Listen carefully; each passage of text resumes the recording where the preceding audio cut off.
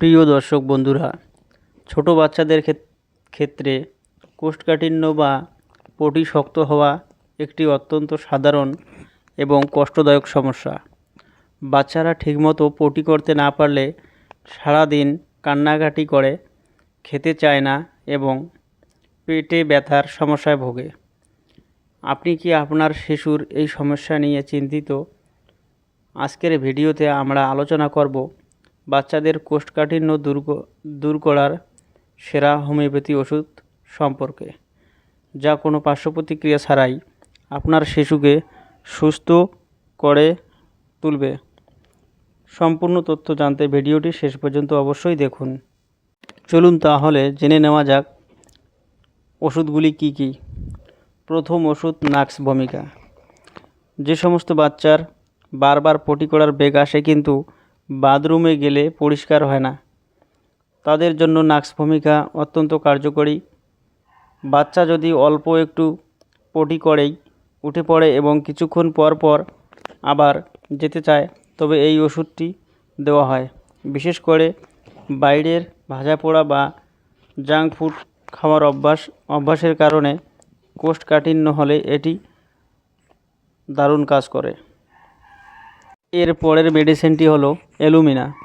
এই ওষুধটির প্রধান লক্ষণ হলো অলস অন্ত্র বা লেজি বয়েল। বাচ্চার বেশ কয়েকদিন পটি না করেও কোনো বেগ থাকে না। 2-3 দিন পর যখন পটি হয় তখন মল অত্যন্ত শক্ত থাকে এবং বাচ্চাকে অনেক বেশি কোত বা চাপ দিতে হয়। এমনকি নরম পটি হলেও তা সহজে বের হতে চায় না। এর পরের মেডিসিনটি হলো ওপিয়াম। কালো রঙের শক্ত ও ছোট ছোট গোল গোল ছাগল নাদির মতো মল হলে ও শিশুর বাইরের বেগ না থাকলে ওপিয়াম ওষুধটি দুর্দান্ত কাজ করে। প্রিয় দর্শক, ওষুধ তো জানলেন, তবে মনে রাখবেন হোমিওপ্যাথি চিকিৎসা সবসময় লক্ষণের উপর নির্ভর করে। তাই বাচ্চার বয়স এবং সঠিক লক্ষণ মিলিয়ে ওষুধ নির্বাচন করা জরুরি। সাধারণত চিকিৎসকরা এই ধরনের ওষুধের উচ্চ শক্তি এড়িয়ে চলেন, তবে ওষুধের মাত্রা এবং প্রয়োগ বাচ্চার অবস্থার উপর নির্ভর করে।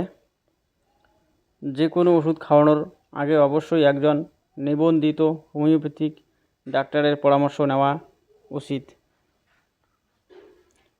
এর পাশাপাশি বাচ্চাকে প্রতিদিন পর্যাপ্ত পরিমাণে জল খাওয়ান, ফাইবারযুক্ত খাবার যেমন সবুজ শাকসবজি ও ফলমূল বেশি করে দিন এবং ফাস্ট ফুড খাওয়ানো একদম বন্ধ করে দিন। বন্ধুরা, ভালো থাকুন, সুস্থ থাকুন। আশা করি আজকের ভিডিওটি আপনাদের উপকারে আসবে। ভিডিওটি ভালো লাগলে লাইক করুন, বন্ধুদের সাথে শেয়ার করুন।